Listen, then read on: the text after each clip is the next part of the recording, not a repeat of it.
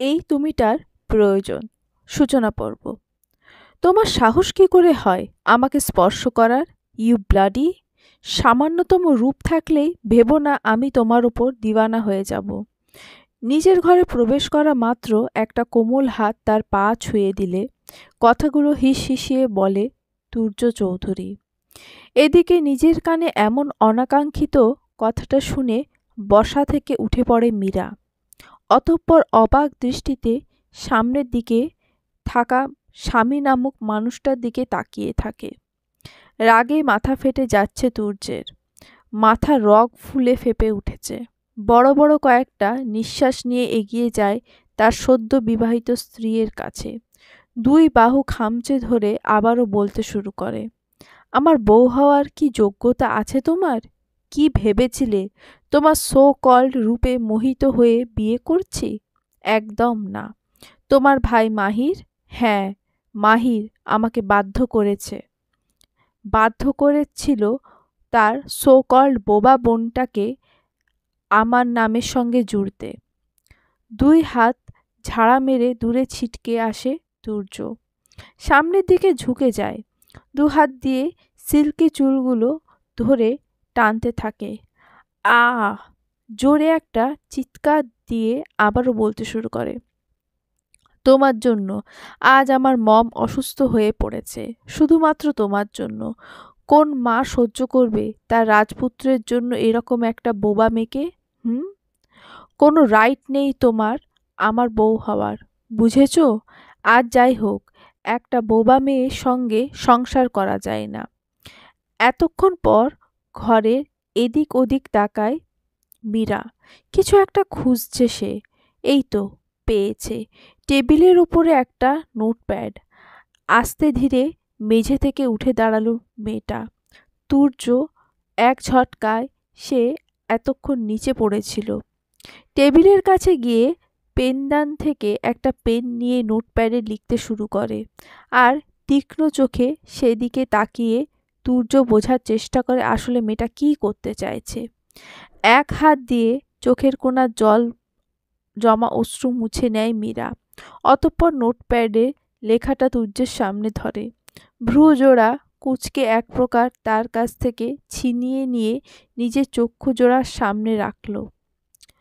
চোখ মুখ শক্ত হয়ে যায় তুর্যের।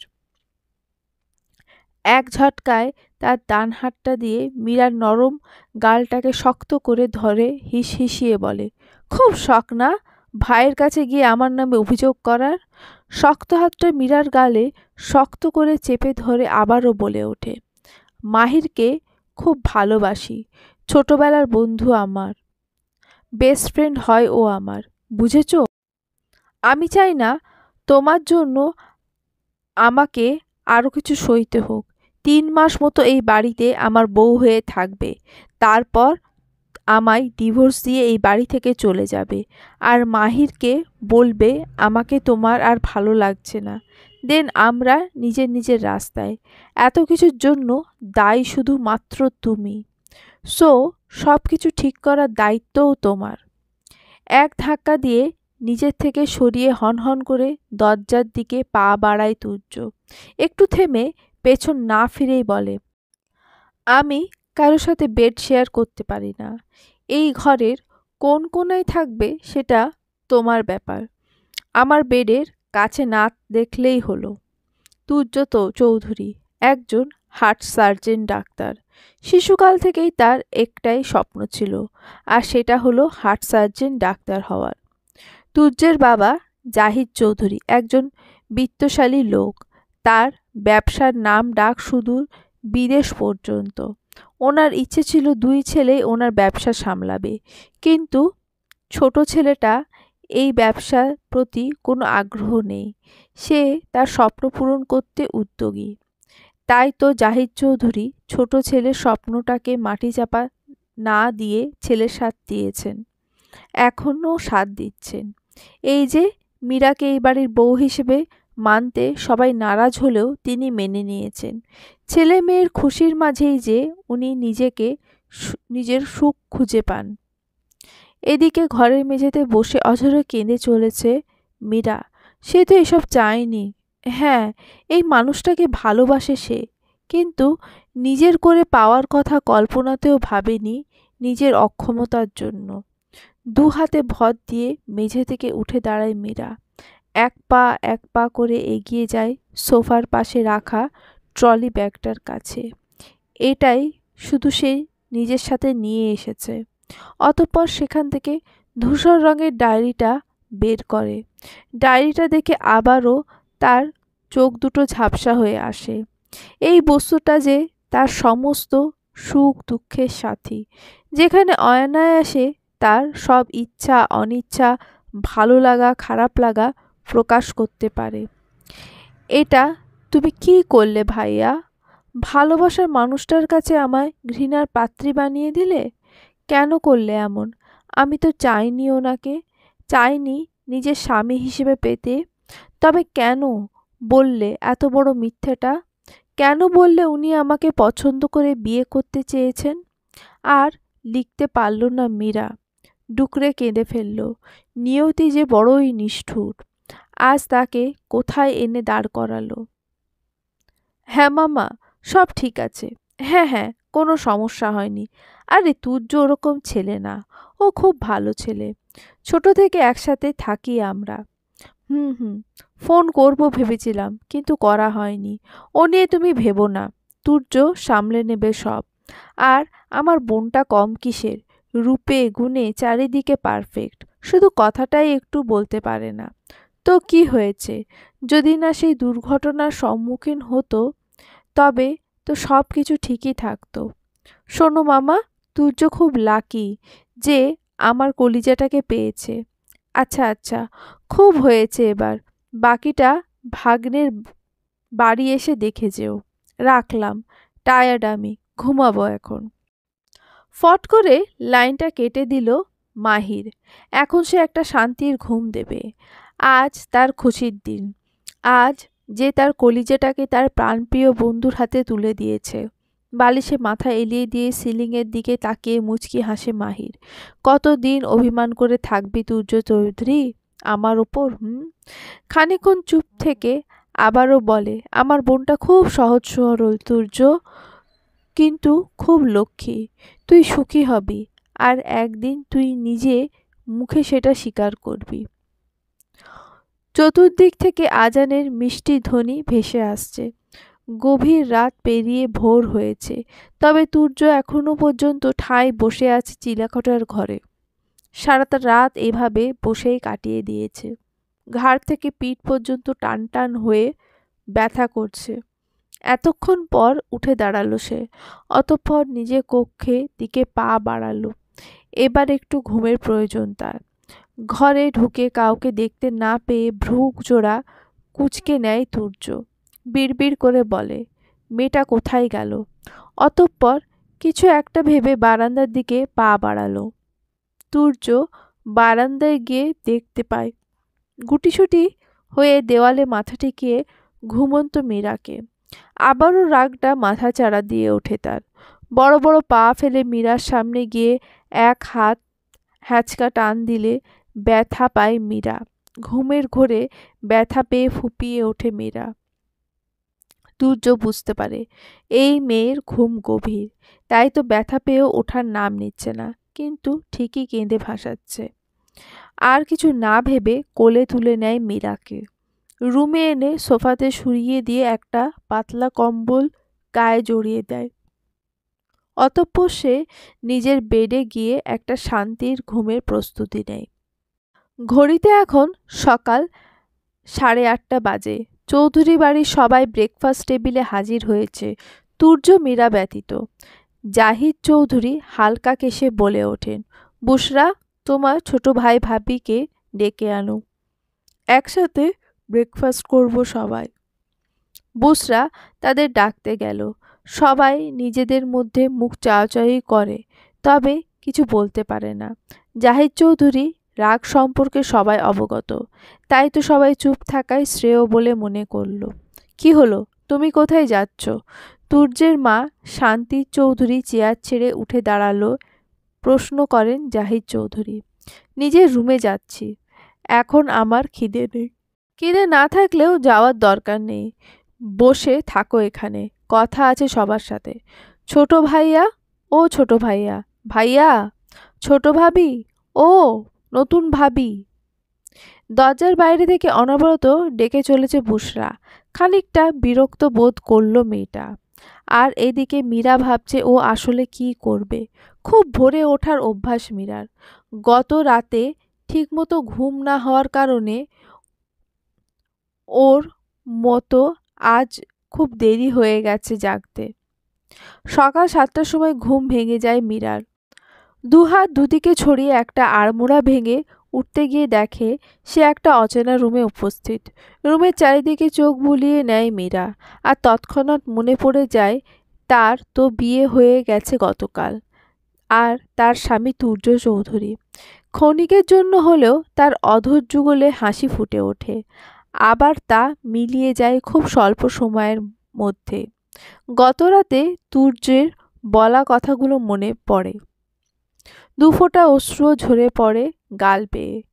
কিছু একটা মনে পড়তেই তড়াক করে চমকে ওঠে মীরা। সে তো কাল রাতে বারান্দায় ছিল, তাহলে এখানে? অতঃপর নিজের দিকে তাকিয়ে দেখে গায়ে একটা কম্বল জড়ানো। তার মানে? আর কিছু ভাবতে পারছে না মেয়েটা। আর চোখে একবার বেডের দিকে তাকায় মীরা। অতঃপর দেখতে পায় উদম শরীরে ওপর হয়ে শুয়ে আছে লোকটা। বাচ্চাদের মতো ঠোঁটটা উল্টানো, অবুঝ শিশুর মতো বেঘোরে ঘুমাচ্ছে। চোখ সরিয়ে নিল মীরা। আর তাকানো যাচ্ছে না এই বেশরম লোকটার দিকে। আবার নিজের দিকে তাকিয়ে ওর মনে পড়ে গেল এখানে আসার আগে তার ভাইয়ার বলা কথাটা। বুঝলি মীরা, তুর্য একটা আস্ত খ্যাপাটে ছেলে। রাগ তার নাকের ডগায়। রেগে গেলে কাকে কি বলছে এসবে তার হুঁশ থাকে না। মুখে যা আসে তাই বলে দেয়। একটু ঠোঁটকাটা প্রকৃতির ছেলে, কিন্তু মনের দিক দিয়ে খুব ভালো। বিনা কারণে কাউকে কষ্ট দেয় না। একভাবে ভাইয়ার মুখের দিকে চেয়ে শুনে চলেছে তার সদ্য স্বামীর সম্পর্কে। মাহির বোনকে এক পাশ থেকে জড়িয়ে নিয়ে মাথার একপাশে ঠোঁট ছুঁয়ে দিয়ে বলে, আমি জানি আমার কলিজাটা খুব লক্ষ্মী, সবার কথা শোনে।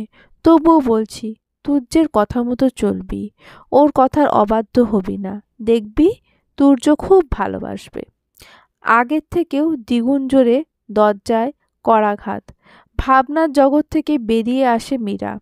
আর ভাবে সে এখন কি করবে। তুর্যকে ওঠাবে? যদি রেগে যায়? ছোট ভাইয়া, উঠাইছ? অধৈর্য হয়ে পড়ে বুশরা। এবার গলায় আরো জোর নিয়ে ডেকে ওঠে, ছোট ভাইয়া, শুনছ?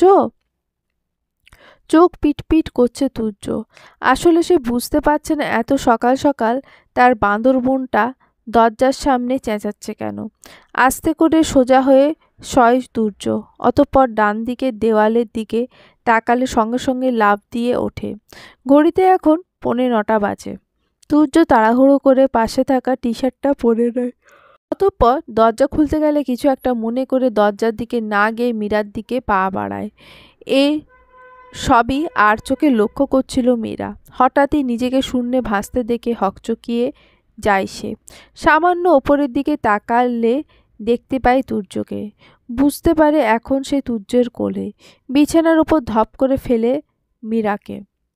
অতঃপর মুখ থেকে দুটো শব্দ বার করো, শুয়ে পড়ো। তুর্যের কথায় আরো অবাক হয় মেয়েটা। আসলে তার সাথে কি হচ্ছে কিছুই বুঝতে পারছে না সে। খট করে দরজা খোলার শব্দে হাঁপ ছেড়ে বাঁচে বুশরা।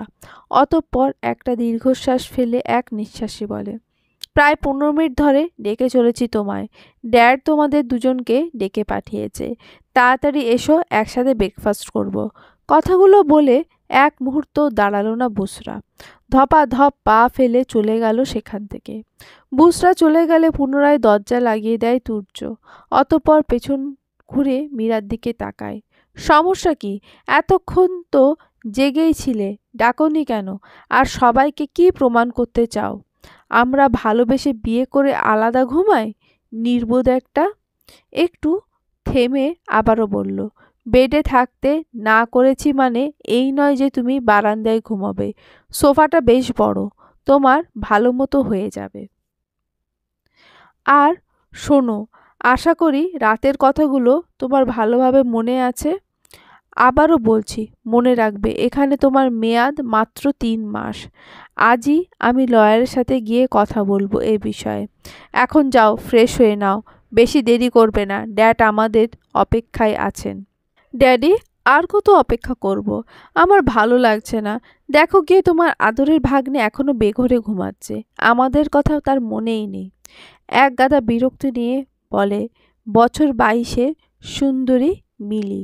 পরনে তার সাদা লং স্কার্ট, মাথায় হালকা আকাশি রঙের হিজাব পরা, মুখে কোনো রকমের মেকআপের ছিটেফোঁটাও নেই। এই সাধারণের মাঝেই তাকে অসাধারণ লাগছে। আহ মামুনি, এখানে দাঁড়ানো আমাদের ৫ মিনিটও হয়নি, এত অধৈর্য হলে হয়? দেখি আর এক। ওই তো মাহির বেটা এসে পড়েছে। শেষের কথাটা মাহিরকে আসছে দেখেই বলেন আহাদ সাহেব, কেমন আছো? আব না, মানে মামা, কোনো সমস্যা হয়নি তো আসতে? আর চোখে মিলির দিকে তাকিয়ে বলে মাহির, না না বেটা, কোনো সমস্যা হয়নি, চলো যাওয়া যাক।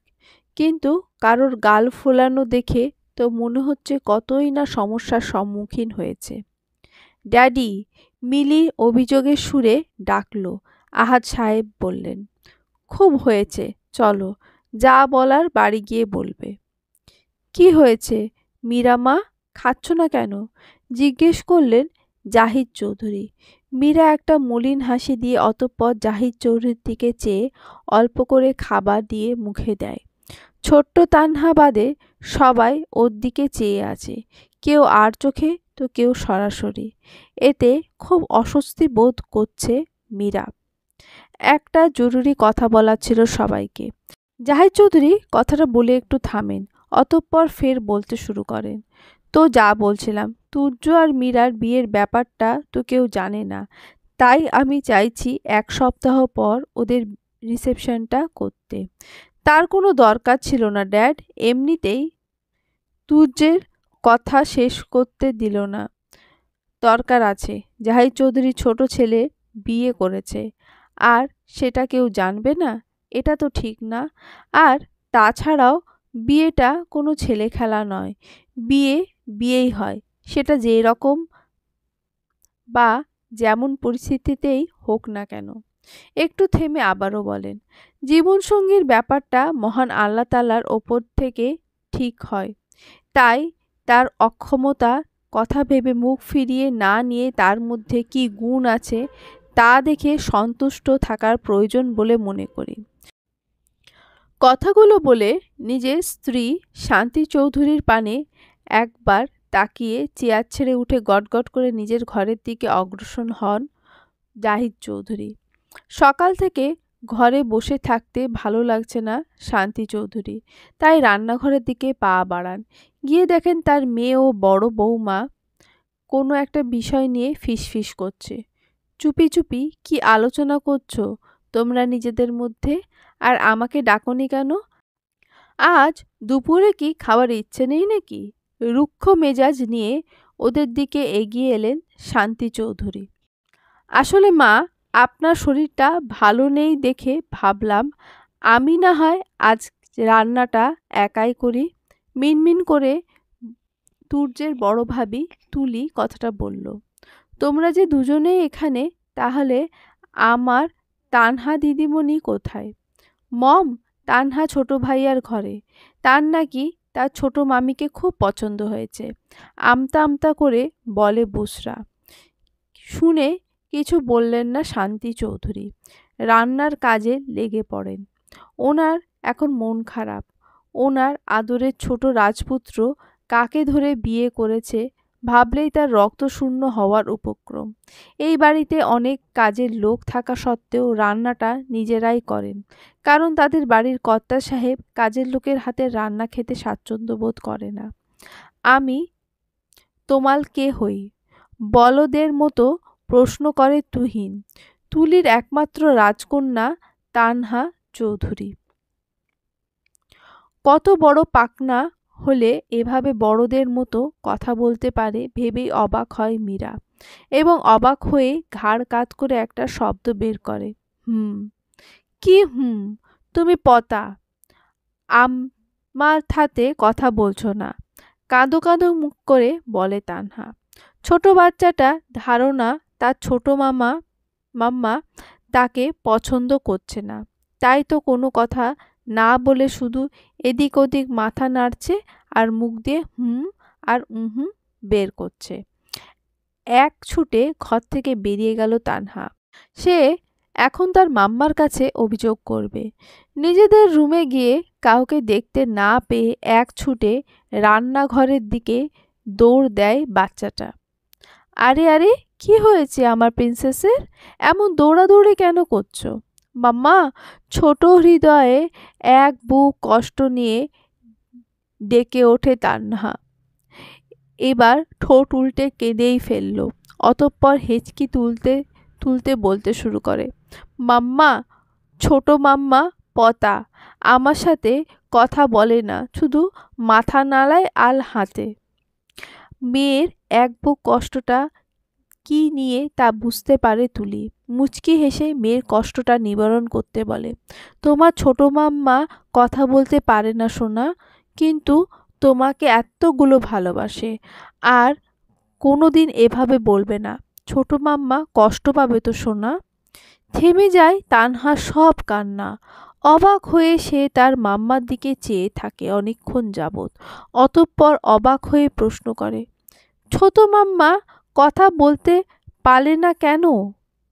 কথা বলার জন্য তোমার গলায় যে মেশিনটা আছে সেটা তো তোমার ছোট মাম্মার নেই, তাই তো কথা বলতে পারে না। আল্লাহ ছোট মাম্মাকে মেশিনটা দেয়নি? না তো। তাহলে আমি মাম্মাকে থলি বলে আসি। ওকে যাও। এদিকে মীরা কেঁদেই চলেছে। ভাবছে সে আসলেই পচা, তাই তো সবাইকে সে কষ্ট দেয়। এখন 3 বছরের তানহাও বাদ গেল না। ডুকরে কেঁদে ফেলল মীরা। ছোট মাম্মা! তানহার আওয়াজ শুনেই চমকে ওঠে সে। পেছন ঘুরে দেখতে পায় তানহার মলিন মুখখানা। ছোট্ট ছোট্ট পায়ে তার দিকেই এগিয়ে আসছে। সোফায় বসা মীরার কোলে উঠে পড়ে তানহা। অতঃপর ছোট্ট ছোট্ট 2 হাত দিয়ে তার গলা জড়িয়ে ধরে বলে, সলি মাম্মা, তানহা ভেলি ব্যাড। তানহার কাণ্ডে অবাক হয়ে যায় মীরা। অতঃপর ফিক করে হেসে দেয়। তুমি আমাকে ভালোবাসবে তো? 2 হাত গলা জড়িয়ে ধরে প্রশ্ন করে তানহা। তানহার প্রশ্নে মীরা মুচকি হাসে। অতঃপর পুচকিটার নরম গালে হামি এঁকে দিয়ে মাথা নেড়ে। এবার তানহাও ফিক করে হেসে দিয়ে বলে, তুমি খুব সুন্দর, আমার বন্ধু হবে? আবারও মীরা তার মাথাটা একপাশে কাত করে দেয়, যার অর্থ সে ছোট্ট তানহার বন্ধু হবে। ঘড়িতে এখন রাত 12টা বেজে 35 মিনিট। গভীর ঘুমে তলিয়েছে মিলি। হঠাৎ পেটের ওপর ঠান্ডা কিছু স্পর্শ পেয়ে ঘুমের মধ্যেই কেঁপে ওঠে সে। ঘুমটা হালকা হয়ে যায় তার। বরাবরই মিলির ঘুম হালকা। গভীর ঘুমে থাকলেও যদি সামান্য কোনো আওয়াজ তার কানে আসে তবে সে সজাগ হয়ে যায়। আর এখানে তো সরাসরি স্পর্শ পেয়েছে। পেটের ওপর ঠান্ডা স্পর্শটা ক্রমে কোমরের এক পাশ দিয়ে পৌঁছেছে। এক টান দিয়ে একটা শরীরের সাথে মিশিয়ে নেয় কেউ একজন। অতঃপর ব্যক্তিটি মিলির ঘাড়ে মুখ ডুবিয়ে দিয়ে শক্ত করে জড়িয়ে ধরে ঘুমের দেশে পাড়ি জমায়। মিলির গাল বেয়ে 2 ফোঁটা জলকণা পেয়ে যায়। ঠোঁটে খেলে যায় তাচ্ছিল্যের হাসি। ঘুমের ভান করে ওভাবে থাকল মেয়েটা। কিন্তু ব্যক্তিটি জানতেও পারল না যে এই নারীটি তার কার্যকলাপ সম্পর্কে আগে থেকেই অবগত। আজানের মিষ্টি ধ্বনি কানে ভেসে আসতেই ঘুম ভেঙে যায় মিলির। পাশে তাকাতেই দেখতে পায় জায়গাটা ফাঁকা। ডুকরে কেঁদে ফেলল সে। বিড়বিড় করে বলে, রাতে কি তবে স্বপ্ন দেখলাম? না না, ওটা স্বপ্ন হতে পারে না। তা না হলে এমন গভীর অনুভূতি কেন হয়েছিল? থাকবো না এখানে, আজই বলবো ড্যাডকে যাওয়ার জন্য। ড্যাড না গেলে নাই যাবে, আমি একাই চলে যাব। জানলার পর্দা ভেদ করে রবি মামার তেজ বিকিরণ এসে পড়ছে মীরার চোখে মুখে, যার ফলস্বরূপ চোখ মুখ কুঁচকে যায় তার। পিটপিট করে আঁখিজোড়া খুলতে তা শীতল হয়ে যায় সামনে তার শখের পুরুষটিকে দেখে। ওষ্ঠজোড়ার মাঝখানে সামান্য ফাঁক রেখে বেঘরে ঘুমাচ্ছে লোকটা। মীরা তার তৃষ্ণার্থ চক্ষু জোড়া জুড়িয়ে নেয় স্বামীর ঘুমন্ত বদনখানা দেখে। এটাই যে তার মোক্ষম সময়, তাই পুরো দমে লুফে নিতে ভুলল না মীরা। হেসে ফেলল মীরা নিজের করা এহেন কাজে। অতঃপর আবারও তার দৃষ্টি সামনে স্থির রাখে। তুর্যের সামনে সিল্কি চুলগুলো কপালে পড়ে আছে এলোমেলো হয়ে। মীরার ইচ্ছে হয় কাছে গিয়ে মানুষটার চুলগুলো হাত দিয়ে সযত্নে সেট করে দিতে, কিন্তু তার এই ইচ্ছেটা যে ঘোর অন্যায়, তাই তো সে তার এই ইচ্ছেটাকে দমিয়ে রাখে। আর কিছু ভাবতে পারছে না মীরা। এক লাফে তার সোফা নামক বিছানা ছেড়ে উঠে ওয়াশরুমের দিকে দৌড় দেয়। নতুন জায়গায় রাতে ঠিকঠাক ঘুম না হওয়াতে সকাল সকাল উঠে বেশ বেগ পোহাতে হচ্ছে তাকে। বড় বৌমা, তুমি কি একাই এই বাড়ির বউ যে তোমাকে একাই সব দায়িত্ব পালন করতে হবে? আর একজন যে মুখে কথা নেই তা তো জানি, কিন্তু হাত পাও যে অকেজো তা তো জানতাম না। নাকি বাবা মায়ের অনুপস্থিতিতে ভাইটা শেখায়নি যে শ্বশুরবাড়িতে টুকটাক কাজ যে হাত লাগাতে হয়? শাশুড়ি মায়ের এরকম কথাবার্তায় বিরক্ত হয় তুলি। তার একদম ভালো লাগছে না শাশুড়ির এই রকম পটর পটর।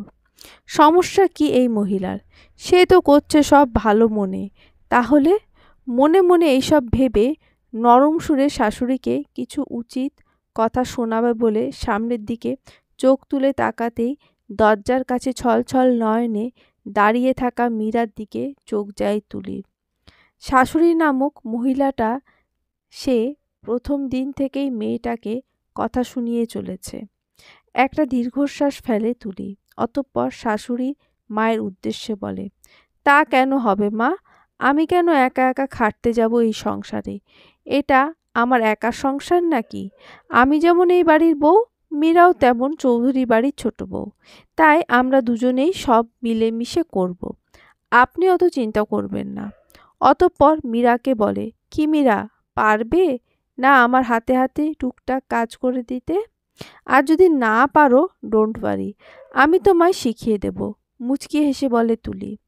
তুলির কথায় মীরা ঠোঁটে কোণে হালকা হাসির দেখা মেলে। শাশুড়ি মায়ের দিকে একবার তাকিয়ে ফের তুলি নিজের দিকে চোখ ফিরিয়ে আঁখিজোড়া মুছে নিয়ে মাথার ওপর নিচে করে। তুলির কথাগুলো শান্তি চৌধুরীর কাছে আদিক্ষেতা ছাড়া কিছুই মনে হয় না। এসব দেখে শুনে তিনি ভেতর ভেতর ফুঁসে উঠলেন। বড় বৌমায়ের প্রতি বেশ ক্ষোভ জমল মনে, তবে মুখে কিছু বললেন না। পা চালিয়ে চলে গেলেন সেখান থেকে। তা দেখে তুলি দীর্ঘশ্বাস ফেলে অতঃপর পুরোপুরি মীরার দিকে ঘুরে দাঁড়িয়ে বলে, তোমার বিষয়ে অনেক কিছু জানা হয়নি আমার, তবুও আমি জানি। তুলির কথা শুনে ফ্যাল ফ্যাল করে তাকিয়ে থাকে মীরা। মীরার অবস্থা থেকে হো হো করে হেসে ওঠে তুলি। অতঃপর মীরার গাল দুটো টেনে দিয়ে বলে, এই যে অবাক হলে গোল গোল চোখ করে তাকিয়ে থাকো এটা জানি। তুমি দেখতে খুব মিষ্টি এটা জানি। খুব তাড়াতাড়ি সবাইকে আপন করে নাও এটাও জানি। কথাগুলো বলে আবার হেসে ফেললে তুলি। এই নাও এটা ধরো, গিয়ে তোমার জনাবকে দিয়ে এসো। ওনার আবার সকাল সকাল কফি না হলে চলে না। এখন তো আরও চলবে না। এক চোখ টিপ দিয়ে মজার সুরে বলে তুলি। আমি মজা করছি না ড্যাডি, সত্যি সত্যি ফিরে যাচ্ছি। আর তার ব্যবস্থা তুমি তাড়াতাড়ি করবে। ব্রেকফাস্ট টেবিলে মিলির মুখে এমন অনাকাঙ্ক্ষিত কথা শুনে অবাকের চরম পর্যায়ে পৌঁছে যায় মামা ভাগ্নে। হঠাৎ মেয়েটার কী হলো দুজনের মধ্যে কেউই বুঝতে পারছে না। এবার নিজের অবাককে সাইডে রেখে মুখ খোলে মিহির। সমস্যা কি মিলি?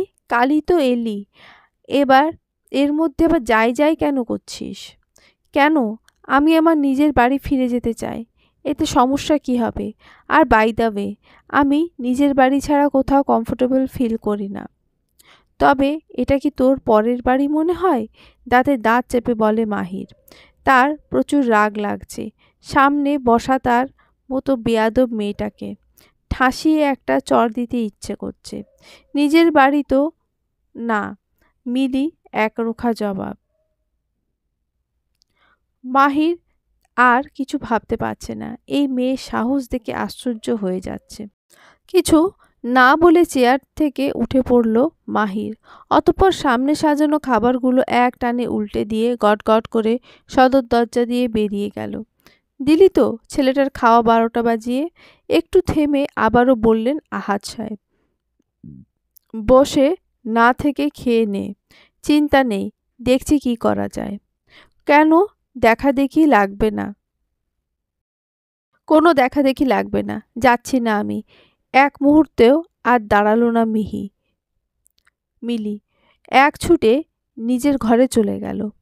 আর এদিকে মাথায় হাত দিয়ে বসে আছেন আহাদ সাহেব। উনি বোঝার চেষ্টা করছেন আসলে কেসটা কি হলো। কফির মগ নিয়ে 5 মিনিট যাবৎ দাঁড়িয়ে আছে মীরা, কিন্তু সামনের লোকটার চুল ঠিক করতে ব্যস্ত। তার পাশে যে কেউ দাঁড়িয়ে আছে সেদিকে জনাবের খেয়ালই নেই। আর চোখে পাশে দাঁড়িয়ে থাকা সুন্দরী রমণীর দিকে একবার তাকিয়ে চোখ সরিয়ে নেয় তুর্য। অতঃপর গম্ভীর বাজখাই গলায় বলে, কি ব্যাপার? এভাবে পাশে এসে দাঁড়ানোর মানে কি? তুর্যের প্রশ্নে হাতে থাকা কফির মগটা বাড়িয়ে দেয় মীরা। অতঃপর চোখ দিয়ে ইশারা করে মগটাতে। কিছু না বলে মগটা নিয়ে তাতে চুমুক বসায় তুর্য।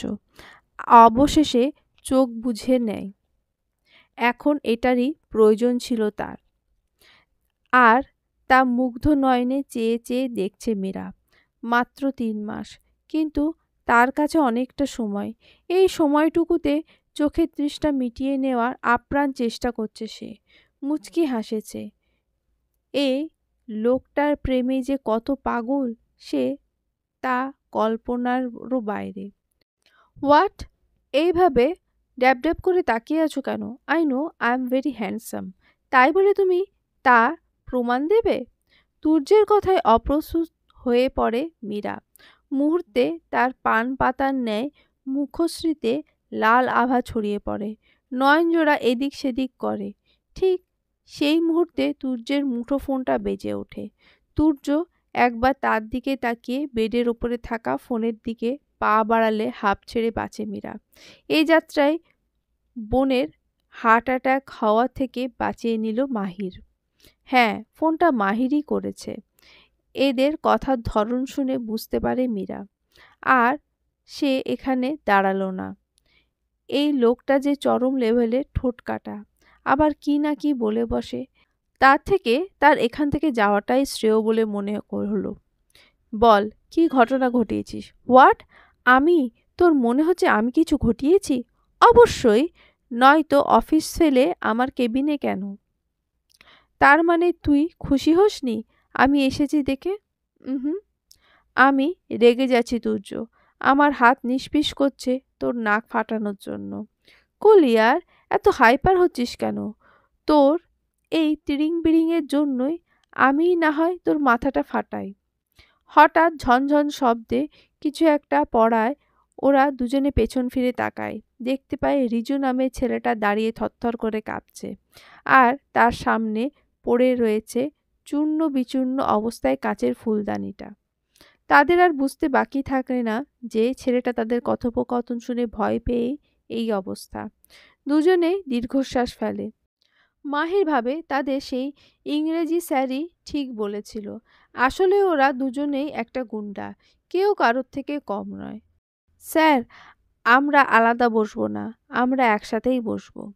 হ্যাঁ, তোমাদের এই একসাথে বসাই আর তোমরা আবারও ঝগড়া করো। ঝগড়া করছিলাম না স্যার, আমরা তো কথা বলছিলাম। আমরা তো বেস্ট ফ্রেন্ড, আর বেস্ট ফ্রেন্ডের সাথে তো ঝগড়া করতে নেই। দুজন বাচ্চা ছেলে একসাথে বলে উঠল। তোমরা দুজনেই এক একটা গুন্ডা, কেউ কারোর থেকে কম না। কথাগুলো বললে রাগে গজগজ করতে করতে সেখান থেকে চলে গেল ইংরেজি স্যার। রিজু, তোকে বলেছিলাম না মাহির আর আমি বেস্ট ফ্রেন্ড? আরও একটু গুন্ডায় বুঝলি? যা, এবার 2 কাপ স্পেশাল কফি নিয়ে আয়। তুর্যের কথায় ভাবনার ছেদ ঘটে মাহিরের। নিজের ভাবনা থেকে বেরিয়ে ভ্রু কুঁচকে তুর্যের দিকে তাকায়। স্যার, আপনারা কেউ কারো থেকে কম নন, দুটোই এক বলেই দৌড় দেয় রিজু। তুর্য ভ্যাবাচাকা খায়। তা দেখে বক্র হাসে মাহির। রিজুকে তুর্য ছোট ভাইয়ের মতোই দেখে। তার পুরো নাম রিজওয়ান খান। অত্যন্ত মেধাবী ছাত্র সে। তুর্য যে মেডিকেলে ডাক্তার, সেই মেডিকেলে কলেজে 2য় বর্ষের ছাত্র রিজু। গত বছর সড়ক দুর্ঘটনায় রিজুর বাবা মারা যান। বাবার মৃত্যু তাকে দিশেহারা করে দিয়েছিল। মাটি চাপা দিয়েছিল নিজের স্বপ্নকে। ছেড়ে দিয়েছিল মেডিকেল কলেজ। বাবা ছাড়া যে তার স্বপ্ন ব্যর্থ। বাবাই যে তাদের একমাত্র রোজগারের পথ, আর সেই পথই যে চিরতরে বন্ধ হয়ে যায়।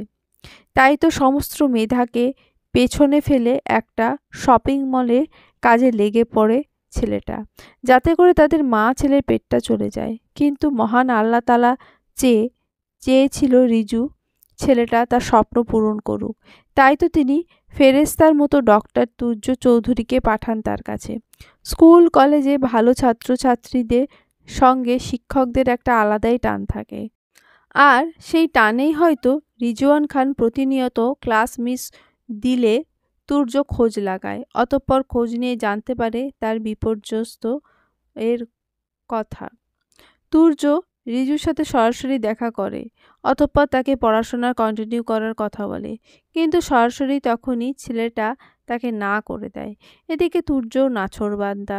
সেদিন তুর্য চলে আসে ঠিকই, তবে রিজুকে একটা দুর্দান্ত প্রস্তাব দিয়ে আসে। প্রস্তাবটা এইরকম ছিল, রিজু চাইলে তুর্যের কাছে পড়াশোনার ফাঁকে পার্ট টাইম জব করতে পারবে, যা তার ও তার মায়ের অনায়াসে পেট চলে যাবে। আর সবচেয়ে বড় যেটা হলো সেটা, তুর্য চৌধুরী তার পড়াশোনার যাবতীয় খরচ দেবে, তবে সেটা ধার হিসেবে, এবং পরবর্তীতে সে যখন সফল ডাক্তার হয়ে যাবে তার বেতনের অর্ধেক অংশ করে তুর্যকে প্রতিশোধ করতে হবে। অনেক হয়েছে মাহির, এবার মেন পয়েন্টে আয়। বল, মুড অফ কেন? সিঙ্গেল জীবন কি আর ভালো লাগছে না নাকি? শেষের কথাটা একটু টেনেই বলে এক চোখ টিপ মারে তুর্য।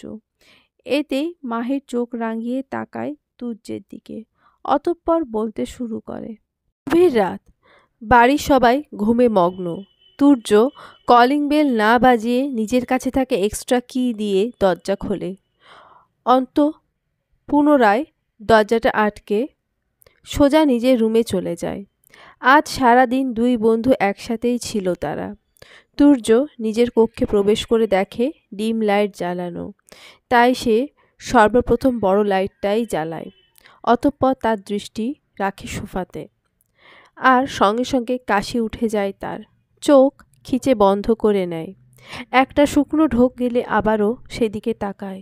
সোফার একদম কাছে গিয়ে মীরার পা থেকে পেট পর্যন্ত থাকা পাতলা কম্বলটা গলা পর্যন্ত টেনে দেয়। অতঃপর একটা দীর্ঘশ্বাস ফেলে মীরার মাথার কাছে ফ্লোরে বসে পড়ে। বিড় বিড় করে বলে, নির্বোধ, এত বড় জামার গলা কে পরে? নাকি সবই আমাকে ইমপ্রেস করার ধান্দা?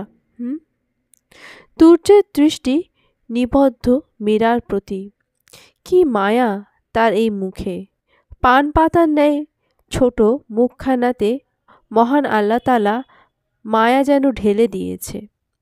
হঠাৎ ঘুমের ঘোরে মীরা তার চোখ মুখ খিচে নেয়। সামনে চুলগুলো চোখের উপর এসে পড়ছে তার। ঘুমের মধ্যে সে মহা বিরক্ত। হয়তো মেয়েটা জাগনা অবস্থায় থাকলে একটা ফু দিয়ে সরিয়ে দিত, কিন্তু সেটা এখন হওয়া সম্ভব নেই। মেয়ে তো ঘুমে বিভোর। তুর্য তার ডান হাতের তর্জনী দিয়ে ঠেলে সেগুলো মেয়েটার কানের পেছনে গুজে দেয়। অতঃপর তার হাতটা নিয়ে রাখে মেয়েটার মুখবিবরে। গালের একপাশে কাটা দাগটা এসে মিলেছে ঠোঁটের কোণে। সেখানে হাত বুলিয়ে দেয় তুর্য। না, মেয়েটার সৌন্দর্য কমেনি একটুও। এই সামান্য দাগটা তার সৌন্দর্য কমাতে পারেনি। এই কোমল গণ্ডদেশে সে ব্যথা দিয়েছিল তাদের বিয়ের প্রথম রাতে। ওখে জোড়া বন্ধ করে নেয় তুর্য। তার মনে পড়ে যায় সেই দিনে সেই মায়াবী ভীত বদনখানি। আসলেই সে মেয়েটাকে অনেক কষ্ট দিয়ে ফেলেছে। আচমকা বসা থেকে উঠে পড়ে তুর্য। অতঃপর বড় বড় পা ফেলে ওয়াশরুমের ভেতরে প্রবেশ করে। এত রাতে এই অসময়ে সাবান নিচ্ছে তুর্য। তার এখন মাথা গরম, রাগে তার শরীর জ্বালা করছে। এই মুহূর্তে তার সব থেকে বেশি রাগ লাগছে তার প্রাণপ্রিয় বন্ধু মাহিরের ওপর। কেন কেন কেন মাহির? সব জানা সত্ত্বেও কেন করলি এমন? কেন বাধ্য করলি ওকে বিয়ে করতে? কথাগুলো বলতে বলতে দেওয়ালে গায়ে শক্তি দিয়ে ঘুষি মারে তুর্য, যার দরুন হাতের আঙুলগুলো থেতলে যায়। আর দাঁড়িয়ে থাকার শক্তি নেই শরীরে। ধপ করে বসে পড়ে সেখানে। মনে করতে থাকে ক্যাফেতে বসে তার আর মাহিরের কথোপকথন। কি এমন দরকারি কথা যে ফোনে বলা যাবে না? বল তাড়াতাড়ি, সময় নেই বেশি। টিফিনের পরে ক্লাসটা আমার। তাড়া দিয়ে বলে তুর্য। তুর্য, বল। শোনার জন্য এত এত কাজ ফেলে এসেছি। আজ আয়রা না বকে মেন পয়েন্ট থেকে বলবি। নে শুরু কর। তুর্য, মীরা একজনকে পছন্দ করে। বয়স কত ওর? এই তো 18 শেষ হয়ে 19-এ পড়েছে। এই বয়সে পছন্দের কি বোঝে? খুব পেকেছে না? এখন সোজা বাড়ি যাবি আর তোর আদরের কলিজার কানের নিচে দুটো দিবি। দেখবি মাথা থেকে সব ভূত বেরিয়ে গেছে। তুর্য, এভাবে বলিস না প্লিজ। আমার বোন আর সবার মতো না। হোয়াট ডু ইউ মিন সবাই সবার মতো? মাহির, বোঝার চেষ্টা কর। এটা ওর আবেগের বয়স। আর আজ যেটা ওর পছন্দ বলে মনে হচ্ছে সেটা কাল পর্যন্ত তার পছন্দের তালিকায় নাও থাকতে পারে। সেটা আমি মানি না। এতটুকু চিনি আমি আমার বোনকে। সহজে ওর কিছু পছন্দ হয় না। আর যেটা পছন্দ করে সেটা মন থেকেই করে। তাহলে আর কি করার? বিয়ে দিয়ে দে তার সাথে, যাকে তোর বোন চায়। কিন্তু মীরা যে কথা বলতে পারে না। ও স্টপ মাহির, তোর ফালতু কথা রাখ। তার মানে তার সাথে মীরার বিয়েটা দেওয়া যায়? অবশ্যই। এবার যেন হাঁপ ছেড়ে বাঁচে মাহির। তার চোখ মুখে খেলে যায় তৃপ্তির হাসি। অধিক আনন্দে তার সারা শরীর মৃদু কাঁপছে। সে বুঝতে পারে এই কম্পন প্রচুর পরিমাণে এক্সাইটমেন্টের কারণে। নিজের এক্সাইটমেন্টগুলো চেপে রেখে তুর্যর দু হাত নিজের হাতের মুঠোয় নিয়ে নেয় মাহির। এতে বেশ অবাক হয় তুর্য, তবে কিছু বলে না। মীরাকে তুই বিয়ে করে নে তুর্য, দেখবি তুই ঠকবি না। আর আর আর কি কি উল্টোপাল্টা বকছিস? মাথা ঠিক আছে তোর? তুর্য, প্লিজ ভাই, আমার বোঝার চেষ্টা কর। মীরা তোকে পছন্দ করে, তুই একে বিয়ে করে নে। অসম্ভব। আমি মীরাকে? পাগল হয়ে গেছিস তোরা দুই ভাই বোন? মাহির, মীরা ছোট মেয়ে, ওর ভাবনাতে এসব আসতেই পারে। কিন্তু সব জানা সত্ত্বেও তুই এসব কিভাবে বলছিস? আমি জাস্ট অবাক হচ্ছি তোর বাচ্চামো দেখে। তার মানে তুই বিয়েটা করবি না? না। চল ঠিক আছে। মীরাকে সামলানোর জন্য মামা মিরি দুজনেই আছে। হয়তো আমি থাকব না। কথাটা শেষ করতে পারল না মাহির। তার আগেই নাকের ওপর কারোর বলিষ্ঠ হাতের ঘুষি এসে পড়েছে, যার ফলস্বরূপ তার নাক দিয়ে গরম তাজা রক্ত বেরিয়ে আসছে। তবে অপর থেকে কিছু বোঝা যায় না। মাহিরের বুঝতে বাকি থাকে না শক্ত হাতের মালিকটা কে। সে জানত এমন কথার পরিপ্রেক্ষিতে তার অবস্থা এই রকম হওয়ারই ছিল। তুর্যের দিকে তাকিয়ে একটা অমায়িক হাসি উপহার দেয় মাহির, যার ফলস্বরূপ দ্বিগুণ রেগে যায় সে। চোখ মুখ লাল হয়ে গেছে তুর্যের। রাগের চোটে তার সারা শরীর থরথর করে কাঁপছে। আর বসে থাকতে পারল না সে। উঠে পড়ে চেয়ার ছাড়ে। মাহির, কেউ টেনে তোলে, অতঃপর তার কলার ধরে হিসিয়ে বলতে শুরু করে, আই হেট ইউ মাহির আহমেদ খান। কোনো দিনও বুঝিসনি আমাকে, এখনও বুঝলি না। একটু থেমে ডান হাতের তর্জনী আঙুলটা বুকের বাঁ পাশটায় ঠেকিয়ে বলে, এখানটায় লাথি মেরে চলে গেছে সে। একটাবারের জন্য আমার কথা ভাবেনি। আবেগ ছিলাম আমি তার, কম বয়সের ভালোবাসা, যা আস্তে আস্তে ফিকে হতে দেরি লাগেনি। আর কিছু বলতে পারে না তুর্য। এক ধাক্কা দিয়ে ফেলে দেয় মাহিরকে তার পূর্বের সিটে, অতঃপর চলে আসতে নিয়েও দাঁড়িয়ে পড়ে। নিজেও গাম্ভীর্য বজায় রেখে বলে ওঠে, রাজি আমি। সন্ধ্যের সময় কাজী অফিসে চলে আসিস তোর বোনকে নিয়ে। এক মুহূর্ত সময়ও নষ্ট করে না তুর্য, চলে যায় সেখান থেকে। পারবে না সে এই ছেলেটাকে কষ্ট দিতে। হাজারো দূরত্ব এদের মধ্যে থাকলেও মনের দূরত্ব কখনোই ছিল না তাদের। তাই তো আলাদা আলাদা কলেজে পড়েও, এমনকি নিজ নিজ কাজে ব্যস্ত থাকা সত্ত্বেও তারা জিগরি দোস্ত। চোখ খুলে উঠে দাঁড়ায় তুর্য, অতঃপর ভেজা কাপড় ছেড়ে কোমরে একটা টাওয়েল পরে নেয়। হাত বাড়িয়ে আর একটা টাওয়েল নিয়ে সেটা দিয়ে নিজের মাথার চুল মুছতে মুছতে নাকে একটা মিষ্টি মেলি গন্ধ পায়। আবেশে চোখ বন্ধ হয়ে যায় আপনা আপনি। ওভাবেই বেশ কিছু সময় অতিবাহিত হয়ে যায়, কিন্তু সেদিকে কোনো রকম খেয়াল নেই তার। এখন আর রাগ লাগছে না তুর্যের। এই মিষ্টি ঘ্রাণটা যেন তার কাছে ম্যাজিকের মতো কাজ করছে। এত রাগ ক্লান্তি যেন নিমেষেই দূর হয়ে গেল। তার সারা শরীরে অদ্ভুত প্রশান্তিদায়ক তরঙ্গ খেলে যায়। তুর্য টাওয়েলটা চোখের সামনে ধরে, অবাক হয় সে। হৃৎপিণ্ড তড়াক করে ওঠে তার। এটা তো তার নয়। তার মানে? ভ্রুজোড়া কুঁচকে যায় তার। বিড়বিড় করে বলে, মেয়েটা কোন সাবান শ্যাম্পু ইউজ করে? কই, তারটাই তো এত মিষ্টি ঘ্রাণ নেই। গভীর ঘুমে আচ্ছন্ন হয়ে আছে মীরা। হঠাৎ মুখের ওপর তরল কিছু পড়তে নাক মুখ কুঁচকে নেয় সে। অতঃপর পিটপিট করে চোখ খুলতে দেখতে পায় তার সামনে অর্ধনগ্ন হয়ে দাঁড়িয়ে তুর্য চৌধুরী। তার দিকেই। বাড়ির মেন ফটকে পা দিতেই মনটা খারাপ হয়ে যায় মাহিরের। এত রাত করে বাড়ি ফেরে না সে কখনো। যত ব্যস্ততার মধ্যে দিয়েই যাক না কেন, 9টার মধ্যেই ফেরার চেষ্টা করে। তার কলিজাটা যে না খেয়ে অপেক্ষা করত তার জন্য। মুচকি হাসে মাহির। তার ছোট বোনটা আজ কত বড় হয়ে গেছে, কিন্তু তার কাছে তো কিছু আবদারই করে না। লাস্ট কবে আবদার করেছে ভাবতে থাকে মাহির। হ্যাঁ, মনে পড়েছে। 13 বছর বয়সে তার কলিজাটা তার কাছে লাস্ট আবদার করেছিল লং ড্রাইভে যাবে বলে, কিন্তু সে তো নিয়ে যায়নি। বাবাকে সাথে করে যেতে বলেছিল, কিন্তু কেন সে নিজে নিয়ে যায়নি? সে গেলে হয়তো তার বাবা বেঁচে থাকতো, আর তার বোনের তোতা পাখির ন্যায় কথাগুলো সারা জীবনের জন্য হারিয়ে যেত না। কিছু ভাবতে পারছে না মাহির। ওখানে হাঁটু গেড়ে বসে কান্নায় ভেঙে পড়ে। এতক্ষণ যাবৎ সবটাই খেয়াল করছিল মিলি নিজের রুমের বারান্দা থেকে, কিন্তু মাহিরের এরূপ অবস্থার কারণ খুঁজে পায় না সে। তাই দেরি না করে এক ছুটে নিচে নেমে আসে।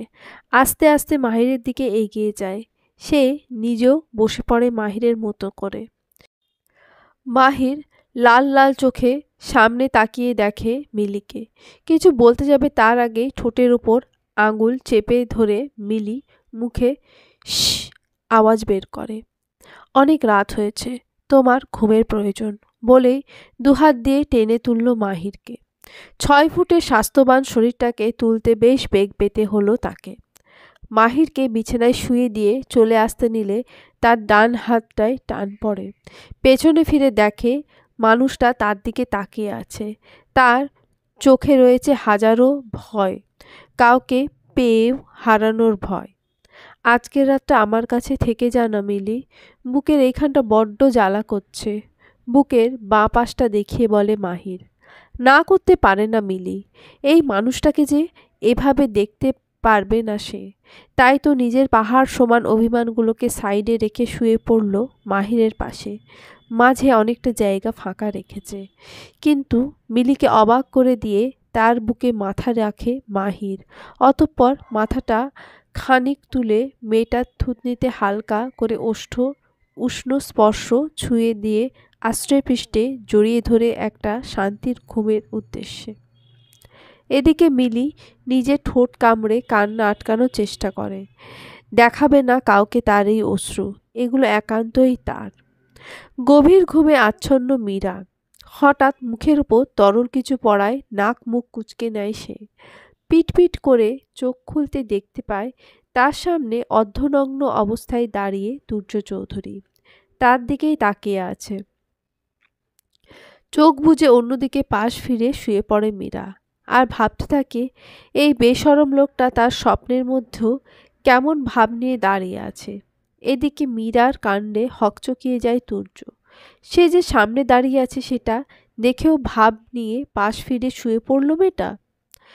এতে নিজের আত্মসম্মানে লাগে তুর্যের। তাই হাত ধরে হ্যাঁচকা টান দিয়ে শোয়া থেকে বসালো তাকে। অতঃপর বলতে শুরু করলো, এই মেয়ে, সমস্যা কি? কাকে ভাব দেখাও তুমি? আমি তুর্য চৌধুরী। আমাকে ভাব দেখানোর আগে অন্তত 10 বার ভাববে। আরও অনেক কথা শোনাতে চেয়েছিল তুর্য, কিন্তু মেয়েটা নয়নজরা এদিক ওদিক করতে থেমে যায়। ভাবতে থাকে মীরার অস্থিরতার কারণ। অতঃপর নিজের দিকে তাকিয়ে কিছু একটা ভেবে মীরার হাত ছেড়ে দিয়ে সোজা হয়ে দাঁড়ায়। পুনরায় গলায় গম্ভীর্য বজায় রেখে বলে, আমার নিজের রুমে আমি যেভাবে খুশি সেভাবে থাকতে পারি। কারোর অসুবিধা হলে সেটা তার সমস্যা। বাই দ্য ওয়ে, তোমার টাওয়েলটা আমার টাওয়েলের কাছে কেন রেখেছিলে? ভুলে তোমারটা ইউজ করে ফেলেছি। ওটা দিয়ে কি বিশ্রী গন্ধ বেরোচ্ছিল। ছি, কি সাবান শ্যাম্পু ইউজ করো তুমি? সেই বিশ্রী গন্ধটা আমার নাক থেকে যাচ্ছে না। অপরাধীর ন্যায় মাথা নিচু করে নেয় মীরা। এই রাত দুপুরে লোকটা তাকে টেনে তুলল অপমান করার জন্য। ভাবতেই টুকরে কেঁদে ওঠে মেয়েটা। সে তো চলে যেতে চেয়েছিল, বেশরম লোকটাই তো তাকে যেতে দিল না। এখনো পর্যন্ত ফুপিয়ে চলেছে মীরা। তুর্য ভাবতেই পারেনি এই সামান্য একটা কথা জিজ্ঞেস করতে মেয়েটা কেঁদে দেবে। আগে জানলে এ মুখো হতো না সে। ইয়া আল্লাহ, ডান হাতটাতেই লাগার দরকার ছিল। এবার কিভাবে কি করব? আর চোখে মীরার দিকে তাকিয়ে শুনিয়ে শুনিয়ে বলে তুর্য। গলার স্বরটা যতটা পারে করুণ করে। তুর্যের গলার করুণ আওয়াজ শুনে ফোপানো বন্ধ হয়ে যায় মীরার। আর চোখে দেখে নেয় তুর্যকে। এখনো পর্যন্ত লোকটা কাপড় না পরে বেশরম মতো কোমরে টাওয়েল পেঁচিয়ে রয়েছে। চোখ সরিয়ে নেয় সে। অতঃপর লোকটার ডান হাতের দিকে নজর বুলায়। হৃৎপিণ্ড তড়াক করে ওঠে মীরার। চিত্ত অস্থির হয়। এক নিমেষে উঠে দাঁড়ায় সে। ঘরের এদিক ওদিক ছুটে বেড়ায় ফার্স্ট এড বক্স পাওয়ার আশায়। ড্রয়ারে আছে।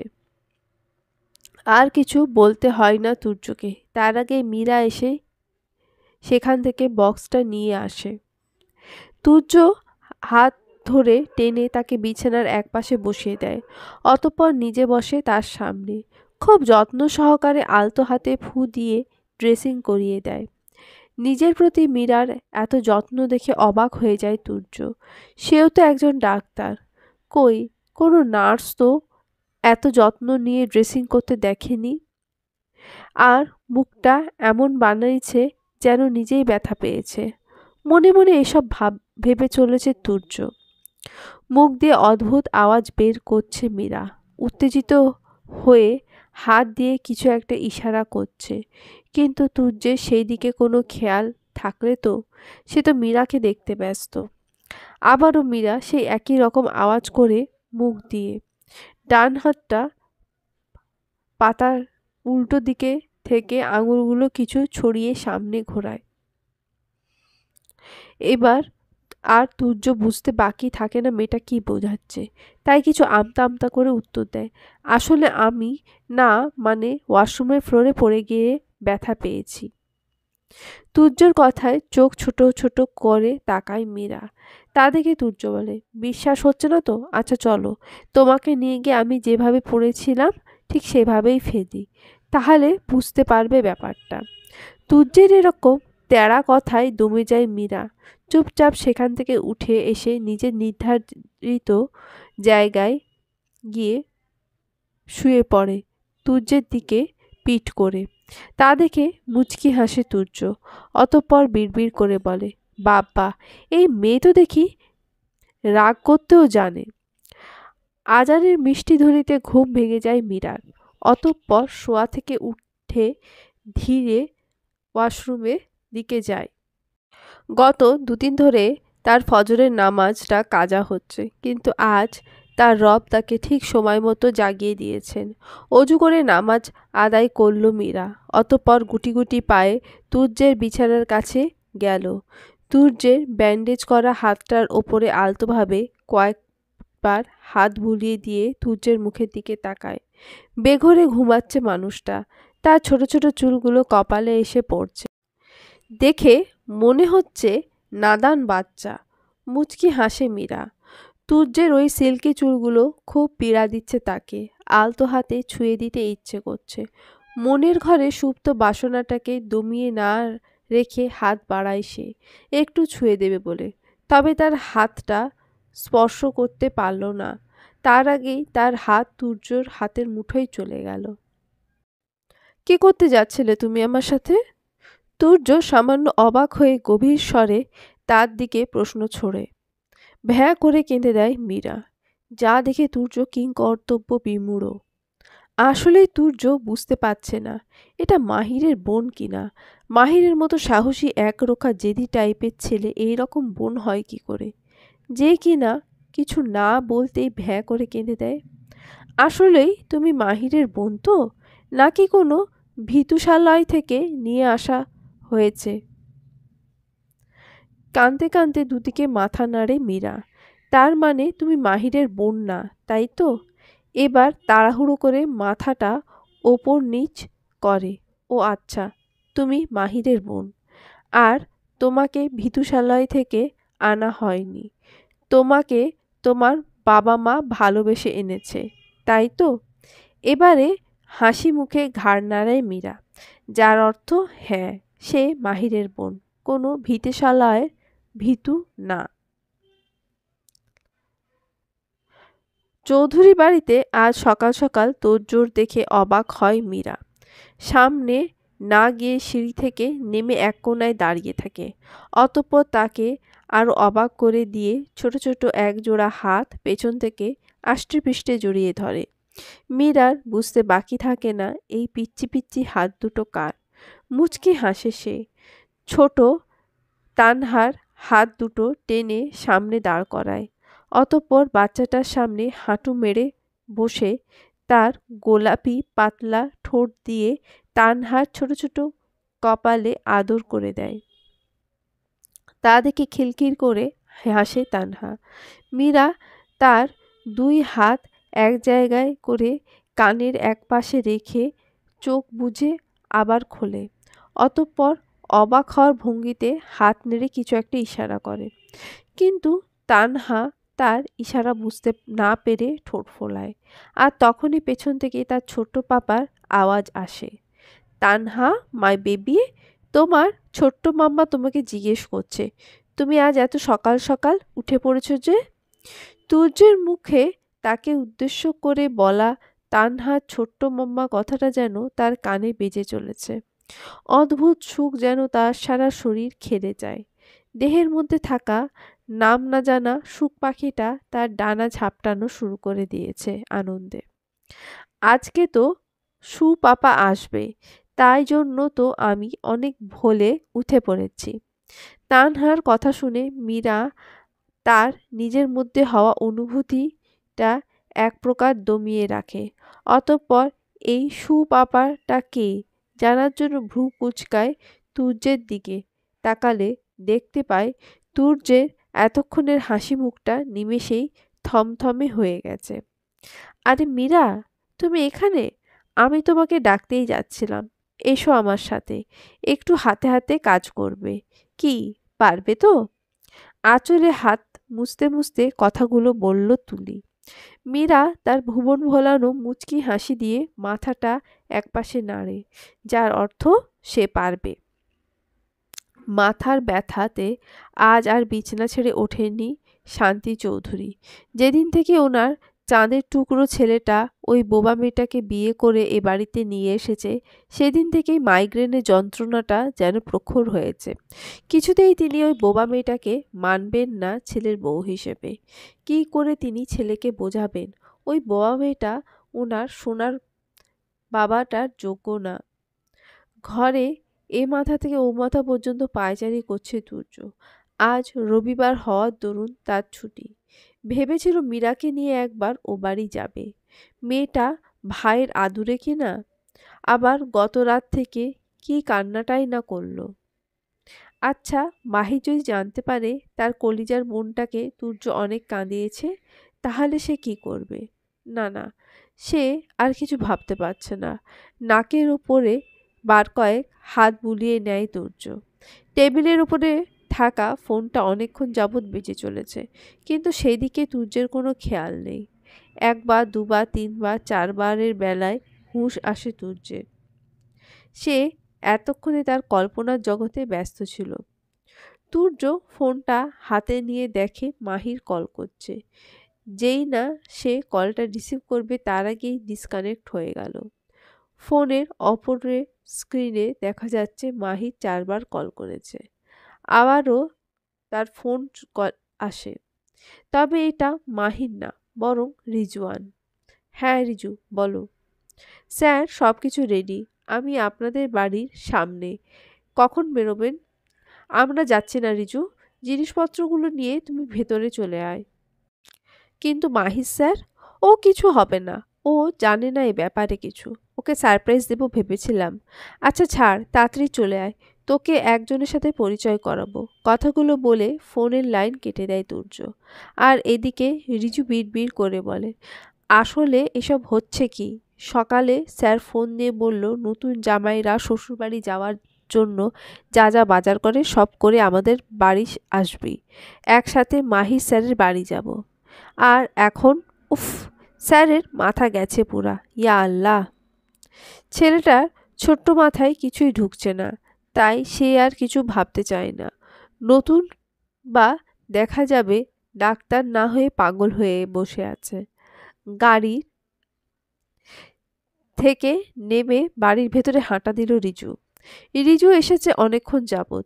এসে থেকেই তুর্য স্যারের সাথে কথা বলছে কিছু কাজের বিষয়ে।